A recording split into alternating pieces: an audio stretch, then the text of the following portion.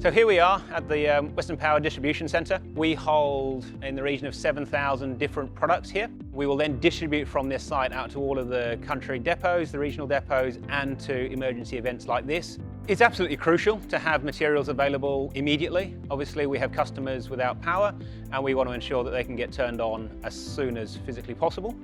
Typically during a bushfire, we'll see a lot of pole damage, so poles that have been burnt through and all of the infrastructure attached to those poles. We'll be sending out a lot of poles, a lot of cross arms, a lot of insulators, replacing conductor, earthing, ground stakes, and in this particular event there are a lot of transformers that we think will be required. We work very closely with our scheduling team. They have a really good idea of what assets we have in those fire zones.